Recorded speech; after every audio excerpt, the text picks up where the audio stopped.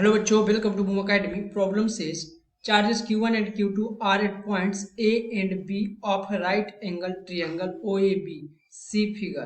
The resultant electric field at point O is perpendicular to hypotenuse. Then Q1 upon Q2 is proportional to Q1 और Q2 किसके proportional है ये हमें बताना है। ठीक है, सो देखिए यहाँ पर अगर Q1 और Q2 चार्ज है, कोई पॉइंट चार्ज रखे हुए, तो उसकी वजह से इलेक्ट्रिक फील्ड का फॉर्मूला आप सब जानते हो, उसी के हिसाब से लगा लेते हैं हम लोग। ठीक है, तो यहाँ पर जो इलेक्ट्रिक फील्ड होगा हमारा, इसकी वजह से क्या होगा, Q1 की वजह से मैं बोल दे रहा हूँ E1, और इधर की तरफ जो हमारा इलेक्ट्रिक फील्ड होगा Q2 की वजह से मैं बोल दे रहा हूँ E2। ठीक है, अब देखिए यहाँ पर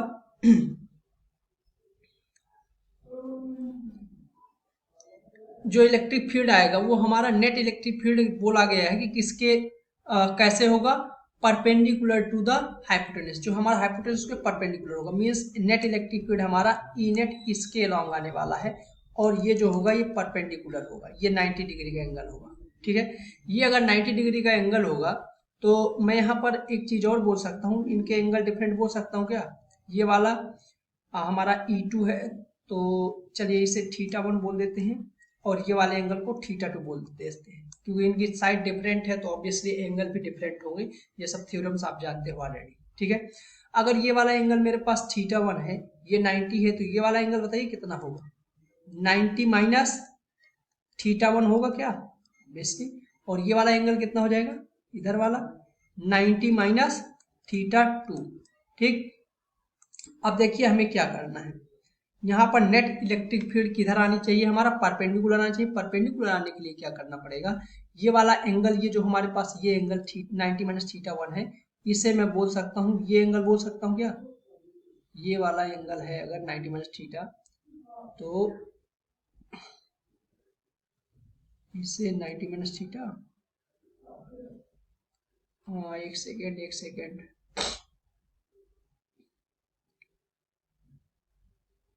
हाँ देखो इधर ध्यान दो, ये वाला एंगल अगर हमारे पास है तो ये एंगल हो जाएगा ना।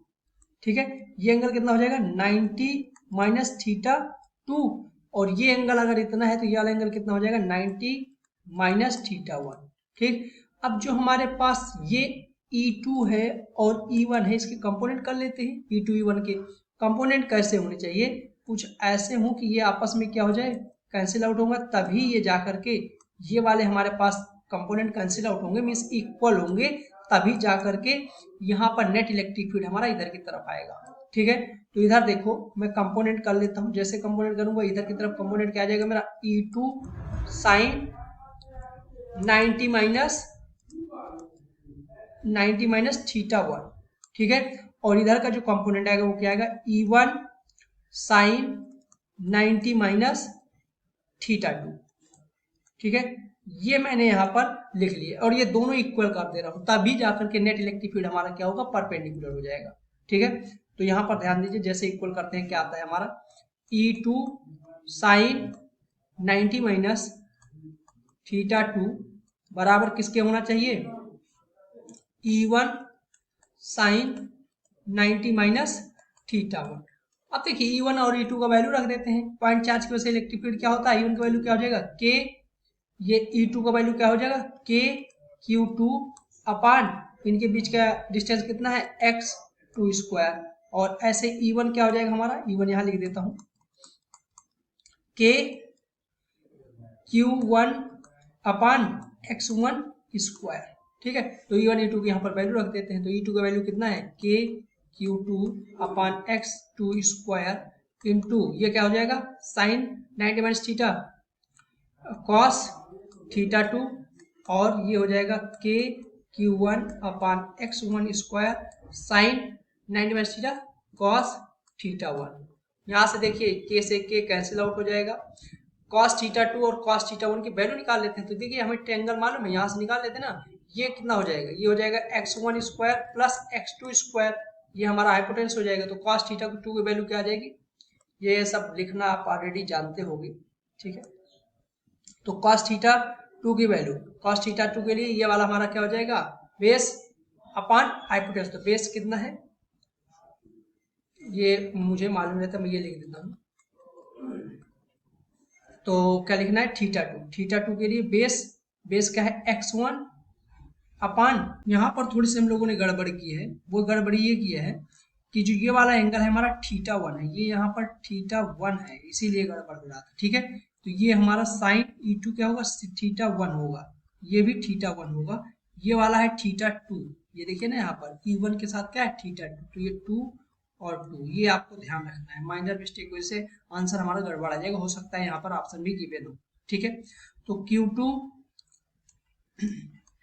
अपान x2 स्क्वायर, और cos थीटा 1 क्या हो जाएगा हमारा, cos थीटा हो जाएगा x2 अपान हाइपोटेन्यूज कितना है x1 square plus x2 square equal to Q1 upon x1 square into cos theta 2 का वैल्यू कितना हो जाएगा, cos थीटा 2 का वैल्यू हो जाएगा x अपान cos थीटा 2 के लिए ये हो जाएगा बेस x1 अपान हाइपोटेन्यूज, तो x1 square plus x2 square, तो ये x1 square x2 square cancel out हो जाएगा, ये एक x से x2 जाएगा, ये इससे एक से ये जाएगा, तो हमें चाहिए Q1 अपान Q2, Q1 अपान Q2 हमारा क्या आ जाएगा, Q1 upon Q2 equal to आ जाएगा हमारे पास x1 अपान x2।